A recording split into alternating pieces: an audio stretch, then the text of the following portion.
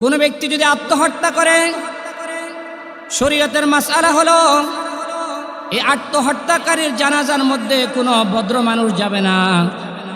আত্মহত্যাকারীর জানাজার মধ্যে কোনো সম্ভ্রান্ত ফ্যামিলির মানুষ যাবে না।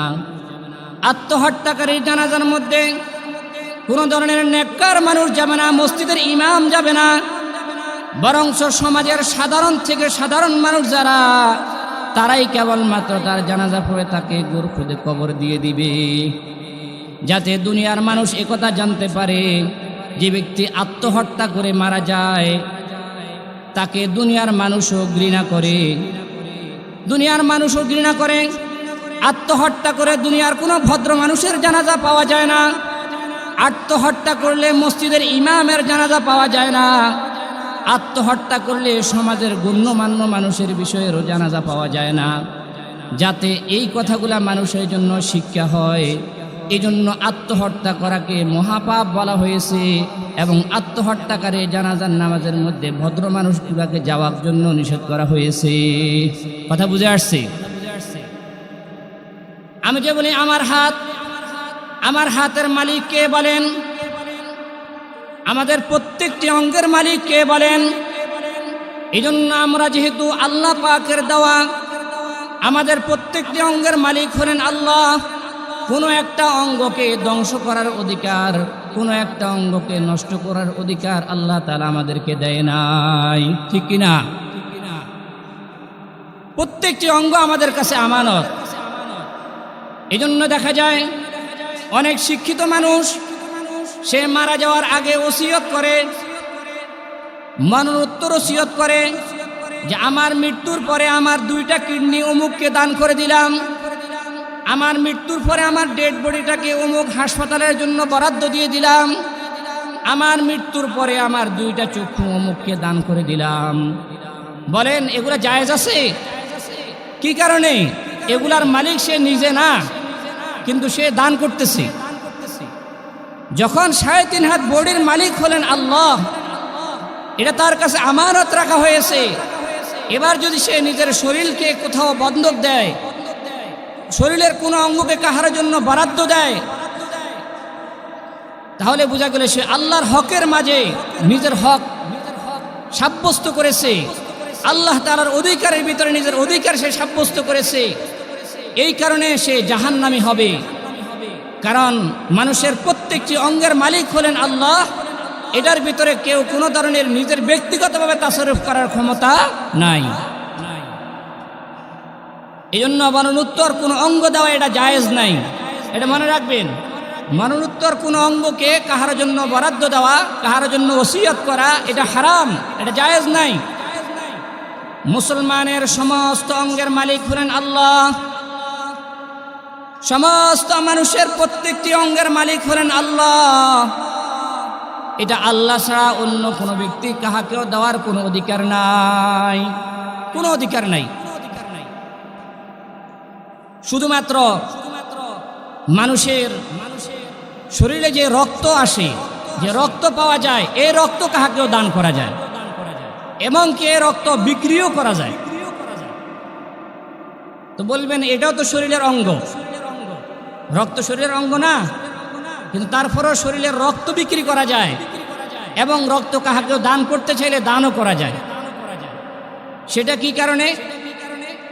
আমাদের নবী জনাবে মুহাম্মদুর রাসূলুল্লাহ সাল্লাল্লাহু আলাইহি ওয়াসাল্লামের জামানায় আমাদের প্রিয় নবী জনাবে মুহাম্মদুর রাসূলুল্লাহ সাল্লাল্লাহু আলাইহি ওয়াসাল্লাম নিজে দাত্রী মায়ের ঘরে, দুধ মা হালিমা সাদিয়ার ঘরে দুধ পান করেছে। এটা আপনারা জানেন কিনা? এবং রাসূল করিম সাল্লাল্লাহু আলাইহি ওয়াসাল্লামের জামানায়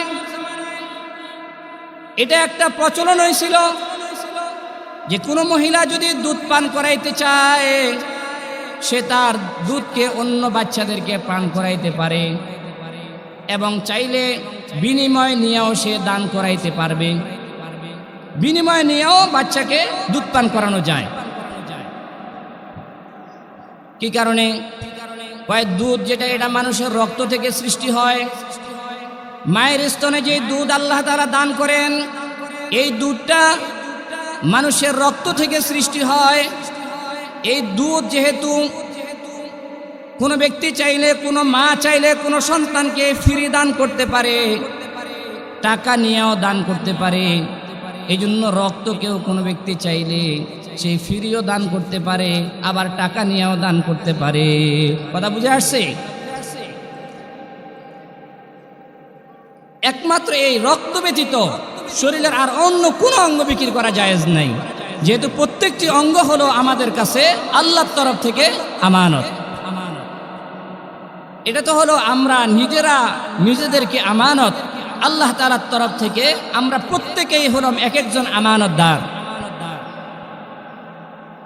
ঠিক এরকম ভাবে হাদিসের মধ্যে আসছে, যিনি সমাজের একজন মেম্বার হবে, এই মেম্বারের ওয়ার্ডের অধীনে যতগুলো মানুষ বসবাস করবে, তাদের জন্য যত সরকারি বরাদ্দ আসবে, এই সমস্ত বরাদ্দের মালিক হলেন, এই সমস্ত বরাদ্দকে সঠিকভাবে ব্যয় করার জন্য আমানতদার হলেন ওই ওয়ার্ডের মেম্বার সাহেব। যিনি চেয়ারম্যান হবেন, তার আয়ত্তে যত সীমানা আছে, এর ভিতরে যত মুমিন মুসলমান বসবাস করে, এদের জন্য যত আমানত আসবে, সমস্ত আমানতের জিম্মাদারি হলো ওই চেয়ারম্যানের হাতে। যিনি একজন এমপি হবেন, ওই এমপির জিম্মাদারিতে তার সীমানার যত পরিমাণ মুসলমান বসবাস করে, যত পরিমাণ মানুষ বসবাস করে, প্রত্যেকের জন্য আমানতদার হলেন ওই এমপি সাহেব। যিনি একজন মন্ত্রী হবেন, তার মন্ত্রণালয়ের অধীনে সারা দেশে যত কার্যক্রম হবে, সমস্ত কার্যক্রমকে পরিচালনা করার জন্য একজন আমানতদার হলেন ওই মন্ত্রী সাহেব। আর যিনি প্রধানমন্ত্রী হবেন, সারা রাষ্ট্রে যতগুলা বরাদ্দ হবে, সমস্ত বরাদ্দগুলোকে সঠিকভাবে প্রজাদের কাছে পৌঁছে দেওয়ার জন্য আমানতদার হবে রাষ্ট্রের প্রধান। হাদিসের মধ্যে আসছে, কুল্লুকুম মাসউলুন ওয়া কুল্লুকুম রাঈন ওয়া কুল্লুকুম মাসউলুন আন রাইয়াতিহি। তোমরা প্রত্যেকেই একজন অভিভাবক এবং প্রত্যেককে তার অভিভাবকত্ব সম্পর্কে আল্লাহ তাআলা জিজ্ঞাসা করবেন। যে যে স্তরে আছে, যার কাছে যে পরিমাণ আমানত আছে, সমস্ত আমানত যেগুলো আল্লাহ তাআলা আমাদেরকে দান করেছেন, এই আমানত সম্পর্কে আল্লাহ তাআলা আমাদেরকে জিজ্ঞাসা করবেন। এই আমানত, সমস্ত আমানতগুলোকে যদি আমরা সঠিকভাবে সঠিক জায়গায় ব্যয় করি, পৌঁছাইতে পারি, হাদিসের মধ্যে আসছে, নবী আলাইহিস সালাতু ওয়াস সালাম বলেন, লা ঈমানা লিমান লা আমানাতা লাহু। ওই ব্যক্তির ঈমান নাই যার ভিতরে আমানতদারি নাই। তাহলে যার ভিতরে আমানতদারি আছে সেই লোকটা হলো মুমিন। কথা বুঝে আসছে? যার ভিতরে আমানতদারি আছে সে হলো কি? মুমিন। আর যার ভিতরে আমানতদারি নাই সে হলো বেঈমান।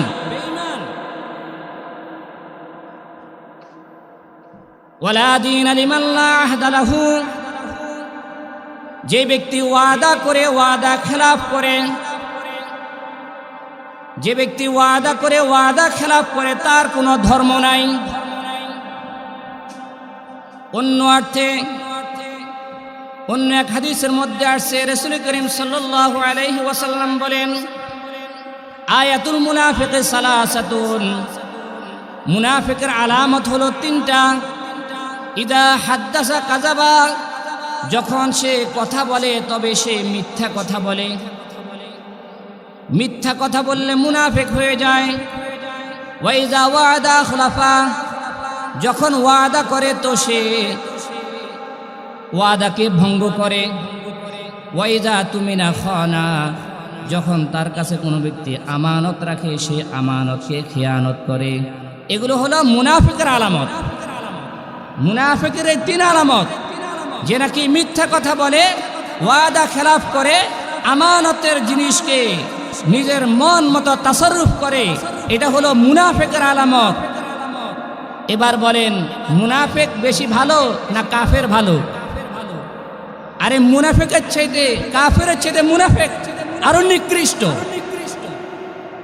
কারণ কুরআনুল কারীম আল্লাহ বলছেন, ইন্নাল মুনাফিকিনা ফিদ দারকিল আসফালি মিনান নার।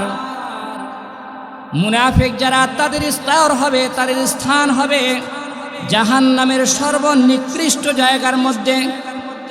একজন কাফিরকে আল্লাহ তাআলা জাহান্নামের যে জায়গার মধ্যে রাখবেন, একজন মুনাফিককে তার চাইতে নিকৃষ্ট জায়গার মধ্যে রাখবেন। এই মুনাফিক হওয়ার জন্য শুধু আমানত খেয়ানত করলে হয়ে যায়। একজন মুনাফিক হওয়ার জন্য শুধু আমানত খেয়ানত করলে সেই মুনাফিক হয়ে যায়। এখান থেকেই বোঝা যায় আমানতের কি পরিমাণ মর্যাদা, আমানতের সাথে ঈমান এবং মুনাফিকের সম্পর্ক, আমানতের সাথে ঈমান এবং মুনাফিকের সম্পর্ক। আমানত রক্ষা করলে সে মুমিন, আর আমানত যদি খেয়ানত করে তবে সে মুনাফিক। মুনাফিক কাদেরকে বলা হয়? মুনাফিক বলা হয় যারা দুনিয়া কামাই করার জন্য। মুনাফিকের অনেকগুলো আলামত আছে, তার মাঝে একটা আলামত হলো যারা দুনিয়া কামাই করার জন্য ধর্মের লেবাস পরিধান করে, যারা দুনিয়া কামাই করার জন্য ধর্মকে বিসর্জন দেয়, যারা দুনিয়া কামাই করার জন্য ধর্মকে জলাঞ্জলি দিয়ে দেয়, এদেরকে বলা হয় মুনাফিক। এটা হলো মুনাফিকের একটা আলামত বললাম, অনেক আলামত আছে। এই জন্য দেখবেন এই যে এখন সামনে নির্বাচন আসতেছে, আমরা যে সবাই ভোট দেওয়ার জন্য উন্মুখ হয়ে আছি, এই প্রত্যেকটা ভোট হলো আমাদের কাছে আমানত। প্রত্যেকটা ভোট আল্লাহ তাআলা আমাদেরকে আমানত হিসাবে দিয়েছেন। এই প্রত্যেকটি ভোটের মালিক হলাম আমরা। আল্লাহ তাআলা আমাদেরকে মালিক বানাইছেন। এই প্রত্যেকটা ভোট হলো আমানত। এই আমানতের হেফাজত করা, এই আমানতকে সঠিকভাবে ব্যবহার করা, এটা আমাদের ঈমানি জিম্মাদারি। এই আমানতকে যদি আমরা সঠিকভাবে ব্যয় না করি, এটাকে যদি আমরা সঠিক জায়গায় প্রয়োগ না করি, এটা যদি আমরা সৎ ব্যক্তিকে যদি আমরা না দেই, ইনসাফগার কোনো ব্যক্তিকে যদি আমরা না দেই, কোনো ঘুষখোর, সুদখোর, মদখোর, কোনো ধরনের অন্যায়কারী, পাপাচারকারী, কোনো চাঁদাবাজকে যদি আমরা এরকমভাবে নিজের ভোটের মতো আমানতকে দিয়ে দেই, আমরা আল্লাহর দরবারে দাঁড়াইতে হবে কিনা বলেন? আমাদেরকে যখন আল্লাহর দরবারে দাঁড়ানো করা হবে, আর আমাদের ভোটের কারণে যে ব্যক্তি নির্বাচিত হইয়া সমাজের মধ্যে অন্যায় করবে, পাপাচার করবে, পাপাচারকে প্রশ্রয় দিবে, নিজেও অন্যায় করবে, আত্মসাৎ করবে, রাষ্ট্রের সম্পদগুলোকে ধ্বংস করবে, আমাদের ভোটের কারণে যদি তারা এই সমস্ত অপরাধগুলা করে, কাল কিয়ামতের দিন আল্লাহর আদালতে আমাদেরকেও দাঁড়াইতে হবে। এবং আমাদের আমল নামার মধ্যে দেখা যাবে, আমল নামা যখন খুলবে, সে আমল নামার মধ্যে অনেক ধরনের গুনাহ লেখা আছে, যে সমস্ত গুনাহগুলো আমরা করি নাই। আমরা গম চুরি করি নাই, আমরা মানুষের চাল চুরি করি নাই, আমরা মানুষের লেফটিনের টাকা মারি খাই নাই। কিন্তু যখন আমরা মৃত্যুবরণ করব, দেখব যে আমাদের আমল নামার মধ্যে এই গুনাহগুলো আছে। তখন আমরা যখন আল্লাহকে বলবো, আল্লাহ এই কাজগুলো তো আমরা করি নাই, এই অপরাধগুলো তো আমরা করি নাই, আমাদের আমল নামার মধ্যে কোথায় থেকে এই আমলগুলো আসছে? তখন আল্লাহ তাআলা স্মরণ করাইয়া বলবেন, তুমি যে অমুক ব্যক্তি যে ভোট দিয়েছিলা, সে অন্যায়ের পথে তুমি তাকে যে সাপোর্ট করছিলা, সে দুনিয়ার মধ্যে যতগুলা অন্যায় করছে, তোমার সাপোর্টের কারণে, তোমার ভোটের কারণে, এই সমস্ত ভোটের কারণে সমস্ত গুনাহের অংশগুলা তোমার আমল নামার মধ্যে চলে আসছে। বলেন নাউজুবিল্লাহ। এই জন্য মনে রাখবেন, এই যে ভোট আসতেছে, নির্বাচন আসতেছে, ভোট দেওয়ার জন্য প্রস্তুত হচ্ছেন, এই ভোট কিন্তু আমাদের কাছে আমানত। এই আমানতকে এমন ব্যক্তিকে দিতে হবে যে যাকে ভোট দিলে, যার পক্ষে আমি রায় দিলে এ দেশের সন্ত্রাস মুক্ত হবে, চাঁদাবাজ মুক্ত হবে, এদেশে পাপাচার মুক্ত হবে, এদেশের সম্পদ হেফাজত হবে, রাষ্ট্রের আমানত তার কাছে নিরাপদ থাকবে। ঠিক কিনা বলেন? ইন্নাল্লাহা ইয়ামুরুকুম আন তুআদ্দুল আমানাতি ইলা আহলিহা। আল্লাহ বলেন, আমি তোমাদেরকে নির্দেশ করতেছি, তোমাদের কাছে যত আমানত রাখা হয়েছে ওই আমানতগুলোকে তোমরা সঠিকভাবে সঠিক ব্যক্তির কাছে পৌঁছে দিবা। কারণ যদি তোমরা সঠিকভাবে আমানতকে রক্ষা করতে না পারো, মনে রাখবা তোমাদের নাম কিন্তু মুনাফিকের খাতার মধ্যে লিখিয়ে দেওয়া হবে। মুনাফিকের খাতার মধ্যে নাম লিখিয়ে দেওয়া হবে। এই আমানত রক্ষা করার কারণে আল্লাহ রসুল সাল্লাল্লাহু আলাইহি ওয়াসাল্লাম তার সোনালী যুগে তিনি একজন আল আমিন উপাধি পেয়েছেন। এই আমানত রক্ষা করার কারণে তার সুহবত ইয়াফতা হযরত সাহাবায়ে কেরাম আল্লাহর পক্ষ থেকে মর্যাদা পেয়েছেন। আল্লাহ তাআলা তাদের সম্পর্কে ঘোষণা করছেন, রাদিয়াল্লাহু আনহুম ওয়া রাদু আন। আল্লাহ তাআলা সমস্ত সাহাবায়ে কেরামের উপরে রাজি হয়ে গেছে, সাহাবায়ে কেরাম ও আল্লাহর উপরে রাজি হয়ে গেছে। বলেন সুবহানাল্লাহ। কিসের কারণে? আমানত রক্ষা করার কারণে। হযরত সাহাবায়ে কেরাম যেই পরিমাণ আমানত রক্ষা করছেন, এই আমানত রক্ষার উপমা ভুরি ভুরি। আমি ছোট্ট একটা আমানতের কথা আপনাদের কাছে বলে শেষ করব। খলিফাতুল মুসলিমিন আমিরুল মুমিনিন হযরত ওমর ফারুক রাদিয়াল্লাহু তাআলা আনহু, ওনার নাম আপনারা শুনছেন? ইসলামের দ্বিতীয় খলিফা হযরত ওমর ফারুক রাদিয়াল্লাহু তাআলা আনহুর নাম আপনারা শুনছেন? ওমর রাদিয়াল্লাহু তাআলা আনহু উনি যখন খলিফাতুল মুসলিমিন ছিলেন, 10 বছর খলিফাতুল মুসলিমিন থাকাকালীন এমনভাবে আমানত রক্ষা করছেন। আমানত রক্ষা করার কারণে খলিফাতুল মুসলিমিনের যখন উনি জাহান শাসন করেছেন, প্রায় 22.5 লক্ষ বর্গ কিলোমিটার উনার রাষ্ট্রের সীমানা ছিল। কিতাবের মধ্যে পাওয়া যায় এক ওমর রাদিয়াল্লাহু তাআলা আনহু তার রাষ্ট্রের মাঝে ইনসাফ প্রতিষ্ঠা করার কারণে একই ঘাটের মধ্যে বাঘ এবং ছাগল পানি খাইতো। বলেন সুবহানাল্লাহ। ইনসাফ প্রতিষ্ঠা করার কারণে খলিফাতুল মুসলিমিন হযরত ওমর রাদিয়াল্লাহু তাআলা আনহুর সম্পর্কে কিতাবে আসছে, তিনি দিন রাত 24 ঘন্টার ভিতরে শুধুমাত্র যোহরের নামাজের পরে দৈনিক 1 ঘন্টা করে ঘুমাইতেন, আর 23 ঘন্টা জাগ্রত থাকতেন শুধুমাত্র মুসলমানের এবং দুনিয়ার মানুষগুলার আমানত রক্ষা করার জন্য। বলেন সুবহানাল্লাহ। এখনকার তো যারা খলিফা হয়, যারা রাষ্ট্রপ্রধান হয়, যারা এমপি মন্ত্রী হয়, তারা এসির রুমের মধ্যে ঘুমায়, প্রজাদের মতো প্রজারা করে চলে, কোনো খোঁজ খবর রাখে না। অথচ খলিফাতুল মুসলিমিন হযরত ওমর রাদিয়াল্লাহু তাআলা আনহু 24 ঘন্টার ভিতরে 1 ঘন্টা শুধু ঘুমাইতেন, আর 23 ঘন্টায় তার প্রজাদেরকে নিয়ে চিন্তা করতেন। খলিফাতুল মুসলিমিন হযরত ওমর রাদিয়াল্লাহু তাআলা আনহু মসজিদে নববী থেকে গভীর রজনীতে মদিনার অলি গলির মধ্যে সফর করে ঘুরে ঘুরে মানুষগুলার খবর নিতেন, কে কোন হালতে আছে, কার কোন অবস্থায় আছে। একদিনের ঘটনা, খলিফাতুল মুসলিমিন হযরত ওমর রাদিয়াল্লাহু তাআলা আনহু নিশি রাত্রিতে কনকনে শীত, হালকা গুঁড়ি গুঁড়ি বৃষ্টি পড়ে, গায়ের মধ্যে একটা সালার শর্ট পরে হযরত ওমর রাদিয়াল্লাহু তাআলা আনহু মসজিদ নববী থেকে বের হয়েছেন। মদিনার সীমানা অতিক্রম করে গ্রামগঞ্জের দিকে গিয়া তার অধীনস্থ যে সমস্ত সাহাবায়ে কেরামরা আছেন তাদের খোঁজ খবর নেওয়ার জন্য রাত্রিবেলায় বের হয়ে গেছেন।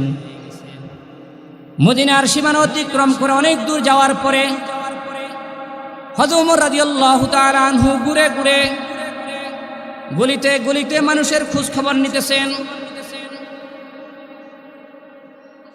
এমন একটা পর্যায়ে গিয়ে তিনি পৌঁছলেন হঠাৎ করে ওনার কানের মধ্যে একটা কিছু বাচ্চার আহজারি শোনা গেল, কিছু বাচ্চার আর্তনাদ ওনার কানের মধ্যে আসছে এবং দেখলেন যেখান থেকে আর্তনাদের আওয়াজ আসছে সেখানে একটা বাতি জ্বলে বোঝা যায়, সেখানে আগুন জ্বালানো আছে এরকম বোঝা যায়। হযরত খলিফাতুল মুসলিমিন হযরত ওমর রাদিয়াল্লাহু তাআলা আনহু সেদিকে গেলেন, মনে করছে রাত্রি গভীর, এখানে যেহেতু বাতি জ্বলে মনে হয় কোনো অন্যায় হইতেছে। ওমর রাদিয়াল্লাহু তাআলা আনহু যত অগ্রসর হচ্ছেন তত সেখান থেকে আর্তনাদ বাচ্চাদের আওয়াজ আসতেছে। এবার আর্তনাদ কাহাকে বলে? আর্তনাদ বলা হয় এমন শব্দের আওয়াজ, এমন শব্দের কান্না যে কান্না শুনলে মানুষের কলিজার ভিতরে আঘাত লাগে। সব কান্নায় কিন্তু মানুষের কলিজায় আঘাত লাগে না, যে কান্না শুনলে মানুষের কলিজার ভিতরে আঘাত লাগে এটাকে বলা হয় আর্তনাদ। এই যে সম্মুখ সময়ে যে শহীদ উসমান হাদি শাহাদাত বরণ করেছে, মনে হয় যে এই দেশে যতগুলা মুমিন মুসলমান আছে যাদের ভিতরে মানবিকতা আছে, যারা ইনসাফের রাষ্ট্র চায়, এদের প্রত্যেকের ভিতরে জ্বলন সৃষ্টি হয়েছে কিনা বলেন? এদের প্রত্যেকের ভিতরে কান্নার রোল সৃষ্টি হয়েছে কিনা বলেন? এটাকে বলা হয় আর্তনাদ।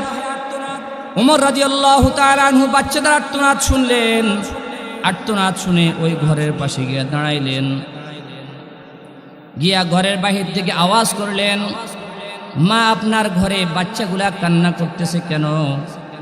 আপনার ঘর থেকে কেন কান্নার আওয়াজ আসতেছে? আপনার ঘরের সামনে চুলার ভিতরে কেন আগুন জ্বলতেছে? ওই মহিলা জবাব দিলেন, আমি তো এমনি কষ্টের ভিতরে আছি, এই অবস্থা জিজ্ঞাসা করে আপনি আমাকে দুনিয়ার আদালতে আসামি করবেন না। মুসাফিরা হিসেবে আসছেন, আমাকে জিজ্ঞাসা করছেন, এটার উত্তর দেওয়ার মতো ক্ষমতা আমার নাই, আপনি আপনার রাস্তায় চলে যান। ওমর রাদিয়াল্লাহু তাআলা আনহু বললেন, আম্মা জান, অবশ্যই আপনি বলতে হবে আমাকে ঘটনা কি, কেন বাচ্চারা কাঁদতেছে, কেন ঘরের সামনে আগুন জ্বলতেছে, এটা অবশ্যই আপনি আমাদেরকে বলতে হবে। তখন ওই মহিলা বললেন, দুঃখের কথা, আমার ঘরে আজকে 3 দিন খাবার নাই, আমার ঘরে 3টা শিশু বাচ্চা, এই বাচ্চাগুলার বাবা আল্লাহর রাসূলের সাথে যুদ্ধে গিয়ে তিনি শাহাদাত বরণ করেছেন। এই শহীদের বাচ্চাগুলা ক্ষুধার অভাবে কান্না করতেছে, তাদের কান্না থামাইতে পারতেছি না, এজন্য আমি ঘরের মধ্যে চুলার ভিতরে আগুন জ্বালাইয়া শুধু পানির জাল দিতেছি আর তাদেরকে বুঝাইতেছি, বাবারা তোমরা একটু ঘুমাও, একটু আরাম করো, আমি তোমাদের জন্য খাবার পাক করতেছি। মাগরিবের সময় একটা বাচ্চা ঘুমাইয়া গেছে, 2টা বাচ্চা কান্না করতেছে, ওরা ক্ষুধার যন্ত্রণায় কান্না করতেছে। তো ওই মহিলা বলতেছেন, আমি আল্লাহ রাব্বুল আলামিনের আদালতে খলিফাতুল মুসলিমিনের ওমরের গলার মধ্যে কাল হাসরের দিন রশি লাগাইয়া আমি জিজ্ঞাসা করব, এই শহীদের সন্তানগুলার খবর কেন তিনি লয় নাই?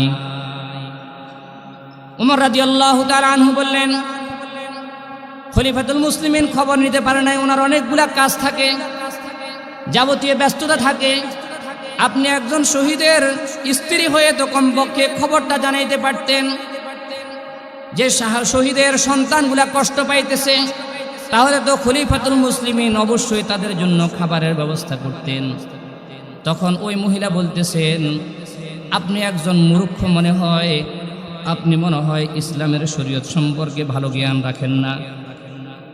আমি রাসূল সাল্লাল্লাহু আলাইহি ওয়াসাল্লামের হাদিসের মধ্যে থেকে জানেছিলাম, রাসূল সাল্লাল্লাহু আলাইহি ওয়াসাল্লাম বলছেন, যিনি নাকি কওমের খাদেম হবে, যিনি নাকি রাষ্ট্রপ্রধান হবে, যিনি নাকি সমাজের মেম্বার হবে, যিনি চেয়ারম্যান হবে, যিনি এমপি হবে, যিনি মন্ত্রী হবে, যিনি রাষ্ট্রপ্রধান হবে, এদের প্রত্যেকের দায়িত্ব হলো তাদের অধীনস্থ প্রত্যেকটি প্রজার খোঁজ খবর নেওয়া, কোনো প্রজা গিয়া তাদেরকে খোঁজ খবর জানানো, এটা কোনো শরীয়তে নাই।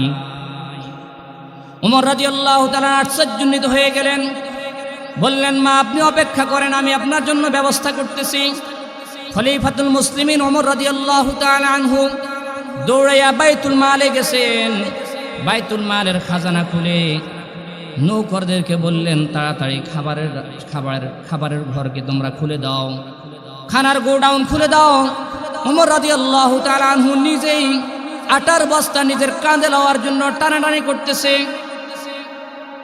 কিতাবের মধ্যে আসছে ওমর রাদিয়াল্লাহু তাআলা আনহু ছিলেন ধনির দুলাল, জীবনে কখনো একটা বস্তা নিজের কাঁধে লয় নাই। আর সেই ওমর এখন বস্তা কাঁধে লওয়ার জন্য পাগল পারা হয়ে গেছে। ওমর রাদিয়াল্লাহু তাআলার খাদেমের নাম হলো আসলাম। আসলাম ছিল একটা গোলাম। ওমর রাদিয়াল্লাহু তাআলা আনহু আসলামকে বিনা বিনিময়ে আজাদ করে দিয়েছেন।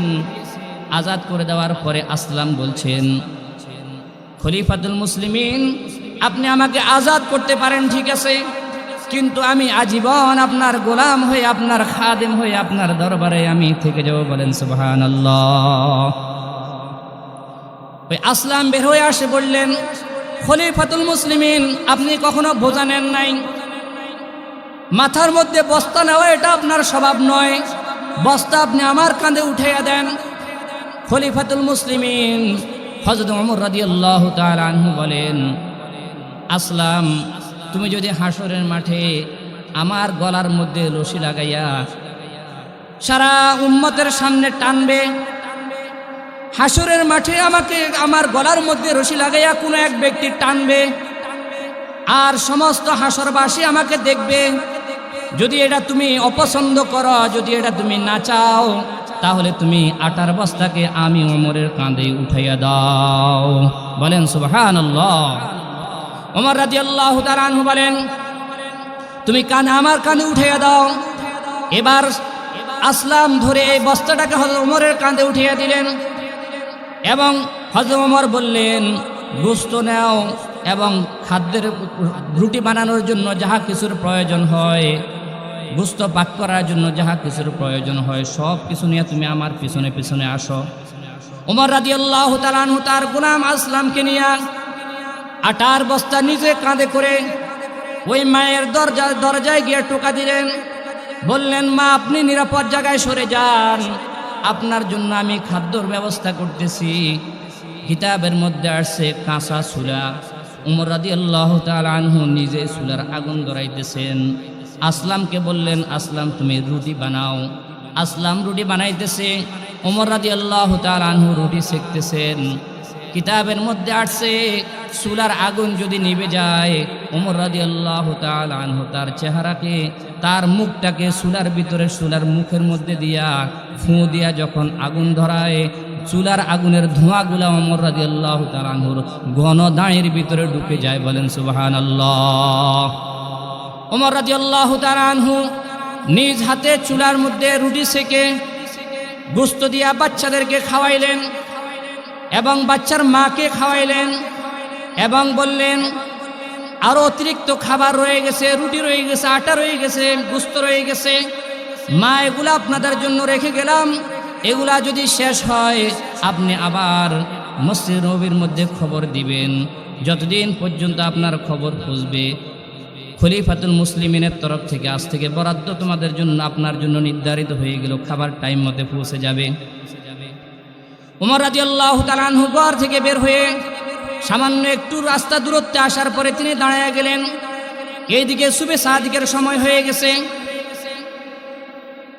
ওনার খাদেম আসলাম বলতেছেন, খলিফাতুল মুসলিমিন সুবে সাদিক হয়ে গেছে, আপনি মসজিদ নববীর মধ্যে ইমামতি করতে হবে, দ্রুত রাস্তা ব্যাক করেন, আপনি কেন দাঁড়াইলেন? ওমর রাদিয়াল্লাহু তাআলা আনহু বলেন, এরা আসলাম, তুমি জানো না, আমি যখন এই জায়গার মধ্যে দাঁড়াইছিলাম তখন বাচ্চাদের আর্তনাদটা আমার কলিজার মধ্যে আঘাত করছে। যতক্ষণ পর্যন্ত আমি ওমরের কানের ভিতরে ওই ঘর থেকে বাচ্চাদের খুশির আওয়াজ না আসবে, ততক্ষণ পর্যন্ত আমি এই জায়গা থেকে সামনে এক কদম লড়ব না। কিছুক্ষণ পরে ঘর থেকে আওয়াজ আসতেছে, বাচ্চা মাকে জিজ্ঞাসা করতেছে, মা, এই লোকটাকে যিনি আমাদের জন্য এত সুন্দর খাবারের ব্যবস্থা করছেন? ওই মহিলা বলতেছে, ইনাকে তো দেখলে কোনো মানুষের মতো মনে হয় না, মনে হয় আল্লাহ তাআলার পবিত্র কোনো ফিরিস্তা। এই আওয়াজ যখন ওমর রাদিয়াল্লাহু তাআলা আনহুর কানে গেল, ওমর রাদিয়াল্লাহু তাআলা আনহু বললেন, আসলাম শোনো, এখন আমার কলিজা থেকে একটা পাথর নেমে গেছে, আমার কলিজা থেকে কেমন যেন একটা পাথর নেমে গেছে, আমার শরীর হালকা হয়ে গেছে। বাচ্চাদের আর্তনাদ আমি এখান থেকে শুনে আমার কলিজার উপর যে আঘাত লাগছে, সে আঘাত এখন দূর হয়ে গেছে, বাচ্চারা খুশি হয়ে গেছে। এবার চলো আমরা মসজিদ নববীর দিকে চলে যাই। ওমর রাদিয়াল্লাহু তাআলা মসজিদ নববীর মধ্যে গিয়ে ফজরের নামাজ আদায় করলেন। ফজরের নামাজ আদায় করে সাহাবায়ে কেরামদেরকে দিকে ঘুরে বসে বললেন, ও আমার সাহাবায়ে কেরাম, তোমরা সবাই বসো, আজকে জঘন্য একজন অপরাধীর বিচার হবে। সাহাবায়ে কেরাম তো আশ্চর্য হয়ে গেলেন, এই জঘন্য অপরাধীকে রাত্রিবেলায় ওমর রাদিয়াল্লাহু তাআলা আনহু এলাকার মধ্যে ঘুরে ঘুরে কোন যেন জঘন্য অপরাধের আজকে বিচার করবে। ওমর রাদিয়াল্লাহু তাআলা আনহু সাহাবায়ে কেরামদের থেকে যারা নৌকর ছিলেন, যারা পুলিশ ছিলেন, তাদেরকে বললেন, মদিনার সীমানা বের হয়ে অমুক জায়গার মধ্যে যাও, সেখানে দেখবে একজন মা এবং 3টা বাচ্চা আছে, তাদেরকে ধরে মসজিদ নববীর মধ্যে নিয়ে আসো। পুলিশ যখন গিয়া তাদের ঘরে পৌঁছে গেছে, ওই বাচ্চাদের মা তো চিন্তা করছে, হায়রে মসজিদ নববী থেকে আমাদেরকে ডাকছে, না জানি ওমর রাদিয়াল্লাহু তাআলা আনহু আমাদের সম্পর্কে কি ফয়সালা করে। রাত্রে যে ঘটনা ঘটছে, এই ঘটনা সম্পর্কে মনে হয় তিনি জেনে গেছেন, না জানি কি বিপদ আমাদের উপরে আসে। কাঁদতে কাঁদতে মা সন্তান দুটোকে নিয়ে মসজিদ নববীর দরজার মধ্যে যখন এসে দাঁড়াইলেন, ওমর রাদিয়াল্লাহু তাআলা আনহু সাহাবায়ে কেরামদেরকে বললেন, তোমরা মসজিদ নববীর মিম্বর থেকে নিয়ে মসজিদের দরজা পর্যন্ত জায়গাটাকে ফাঁকা করে দাও। এই জায়গা দিয়া এই মা তার সন্তানগুলোকে নিয়ে আসতে বলো। ওই মহিলা তার 2 সন্তান, এক সন্তানকে কোলে নিয়ে 2 সন্তানকে 2 হাতে নিয়ে সামনের দিকে বেয়ে যখন মিম্বরের সামনে আসছে, মিম্বরের সামনে আসার পরে ওমর রাদিয়াল্লাহু তাআলা আনহু নিজের মাথার পাগড়িটাকে খুইলা গলার মধ্যে এক পাশ দিয়া ফেস দিয়া আরেক পাশ ওই মহিলার হাতে দিয়ে বললেন, মা তোমার হাতে আমি আমার এই গলার রশিকে দিয়ে দিলাম, হাসরের ময়দানে তুমি আমার গলাকে ধরে হাসরের মাঠে টানার প্রয়োজন নাই, মদিনার গলিতে গলিতে দুনিয়ার মধ্যে তুমি ঘুরাইয়া ফিরাইয়া আমার গুনাহগুলা মাফ করিয়া দাও। ওই মহিলা লজ্জিত হয়ে বললেন, খলিফাতুল মুসলিমিন, রাত্রে আমি আপনাকে চিনতে পারি নাই, আপনি তো রাত্রে আপনার হক সঠিকভাবে পালন করেছেন, হয়তো আপনার পৌঁছতে দেরি হয়ে গেছে বা খবরটা আমি পৌঁছাইতে পারি নাই, কিন্তু আমি আপনাকে মাফ করে দিলাম, আপনি আপনার হককে সঠিকভাবে আদায় করছেন, হাসরের মাঠে আপনাকে আমি গলা ধরে আর ঝুলানোর প্রয়োজন নাই, আমি আপনাকে মাফ করে দিলাম। বলেন সুবহানাল্লাহ। এবার খলিফাতুল মুসলিমিন ওমর রাদিয়াল্লাহু তাআলা আনহু বললেন, সাহাবায়ে কেরাম তোমরা সাক্ষী থাকো, আমি আমানত রক্ষা করার ক্ষেত্রে আমার ব্যর্থতা প্রমাণ হয়ে গেছে, সুতরাং আমি এখন আর আমার এই খেলাফতকে রাখতে চাই না। পিছন দিক থেকে একজন সাহাবী তরবারি উঠাইয়া বললেন, খলিফাতুল মুসলিমিন, আপনার আমানত আপনি এখন পর্যন্ত সঠিকভাবে রক্ষা করতেছেন, আমরা দেখতেছি, যেদিন থেকে আপনার আমানতের খেয়ানত পাওয়া যাবে সেদিন থেকে এ তরবারির নিচে আপনার কল্লা চলে যাবে। ওমর রাদিয়াল্লাহু তাআলা আনহু বললেন, যতদিন এই তরবারি আমার ঘায়ের উপরে থাকবে ততদিন এই দুনিয়ার মধ্যে কোনো ধরনের আমানতের খেয়ানত আমার কারণে হবে না। এজন্য এই আমানতকে খেয়ানত না করে আমানত রক্ষা করার জন্য আমাদের সাহাবায়ে কেরাম হলেন আমাদের 1 নম্বর আদর্শ। আমরা তো এখন আমানত রক্ষা করার জন্য আমরা দেখা যায় বিজাতীয় সংস্কৃতি গ্রহণ করি, রাষ্ট্র ক্ষমতায় আসলে আমানত রক্ষা করার জন্য আমরা বিজাতীয় কালচারকে সামনে নিয়ে আসি। এগুলো না করে সাহাবায়ে কেরামের আদর্শকে যদি আমরা সামনে নিয়ে আসতে পারি, ইনশাআল্লাহ আমাদের দেশে আমানত রক্ষা হবে, মানুষের জানমালের নিরাপত্তা হবে। আমাদের দেশে যখন জানমালের নিরাপত্তা হবে, আমানত রক্ষা হবে, একটা স্বর্ণের রাষ্ট্রে পরিণত এই দেশ হয়ে যাবে। আল্লাহ পাক রব্বুল আলামিন আমাদেরকে আমানত রক্ষা করে দেশের প্রত্যেকটি পর্যায়ে আমানতকে সঠিক হকদারের কাছে পৌঁছে দেওয়ার তৌফিক দান করেন। ওমা তাওফিকি ইল্লা বিল্লাহ। আল্লাহ তাআলা আমাদেরকে কথাগুলা বুঝাও এবং আমল করার তৌফিক দান করেন। এখন আজান হবে।